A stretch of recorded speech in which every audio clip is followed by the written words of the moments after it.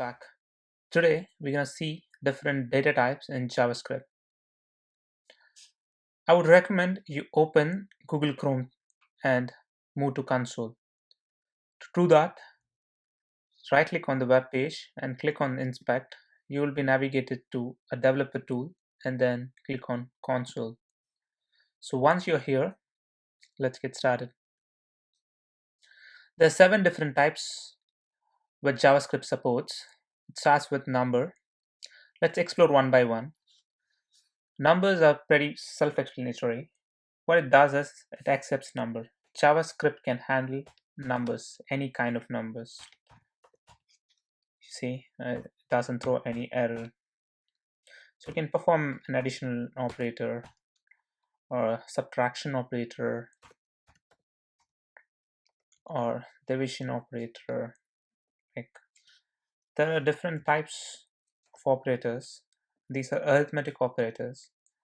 Right? What it does is it just performs arithmetic calculations on the provided operands or two numbers between, around the operator. So it can also handle floating point numbers. It can do pretty much better things than this, but this is just an introduction. So hope you understand what numbers are, like what kind of a data type that JavaScript support, right? So moving on, let's see what string is. You can just clear the console. So you can click on the top of this thing and click console button and the console should be clear, right? So going forward, strings are pretty much text. You type anything within double quote, test string data type, right? So that's a string. Again, hello world, if you remember, we did that in our first video, right? Here you can't use any other operator than plus, right? If you use hello,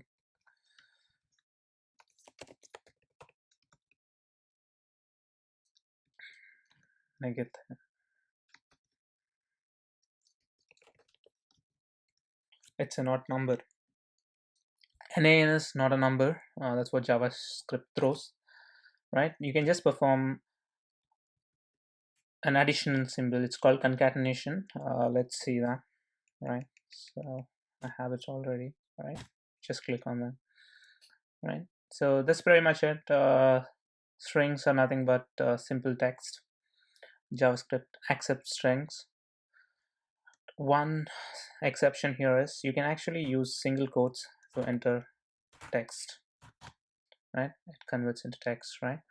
So but if at all your string contains a single quote, for example, can't, this works fine. How about if you have to use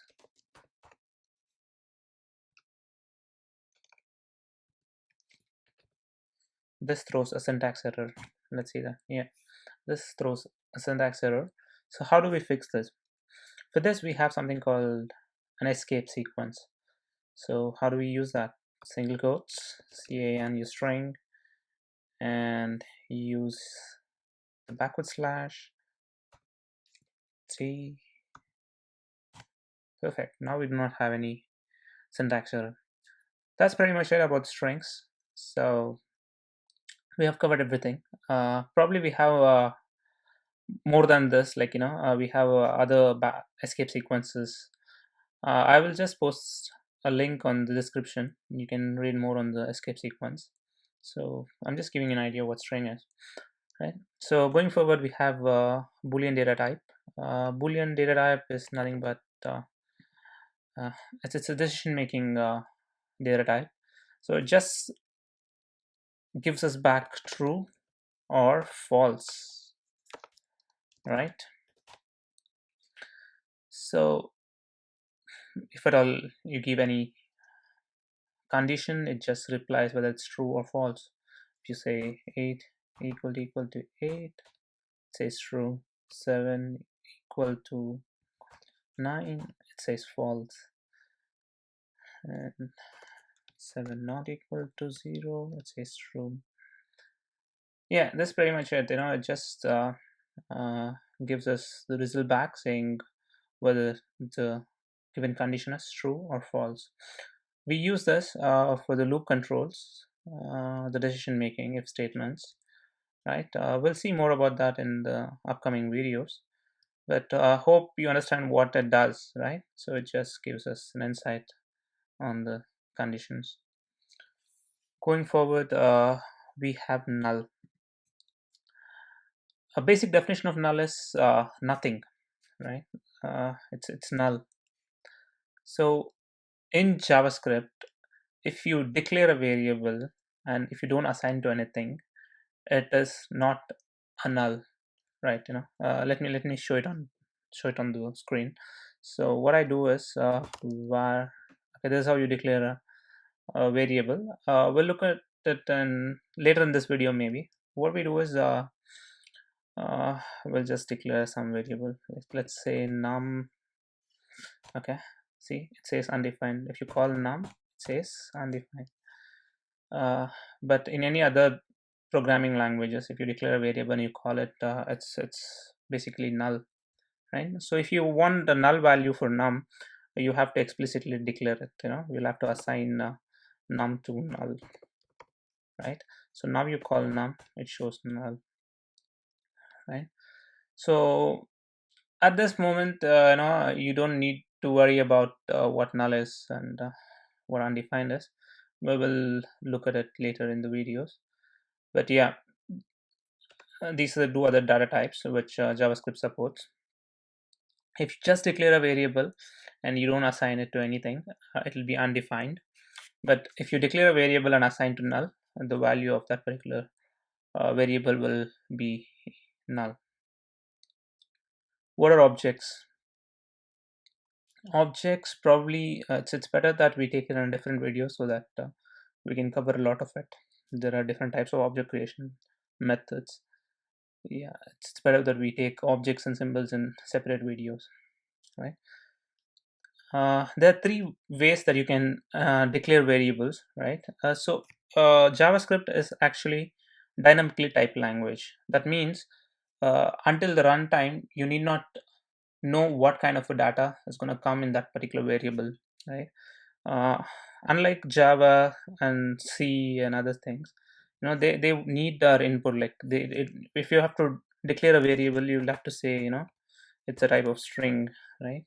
In Java, we'll just say string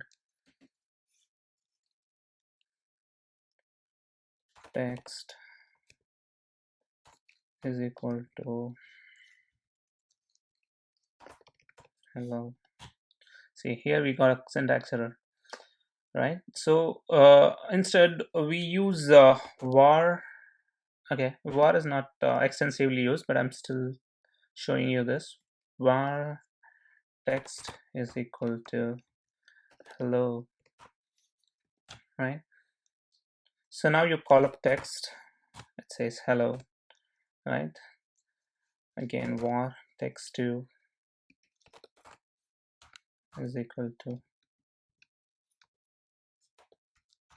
world. Now we can concatenate two, right? Text 1 plus, sorry, text plus text 2. You see that? So yeah, that's pretty much it about var. There are scopings which we will talk about later in separate video. You can also declare variables using let text2 is equal to people. Text2 has already been declared. Sorry, I thought it was text1. Let text3 is equal to people. Now you call text3 text plus text3. See, hello people. Yeah, that's the way you declare a variable. And we have a final way, and that's const. You can use const to declare variable. Const, you can't change the value whatever you declare in the const. For example, pi, the value of pi is 3.142856, whatever it is. Let's just keep it that way, right? So if that is the way, then you can just multiply or use it however you want. So these are three different ways. Remember that we are not talking about any scope in this video. It is very important that we know what a scope is and how do we use this. We will be taking up a different video. Hope that you understood everything about data types except objects and symbol. We will discuss that in later videos. Thank you. That's it for this video. If you like this video, give me a thumbs up and subscribe to my channel for more content.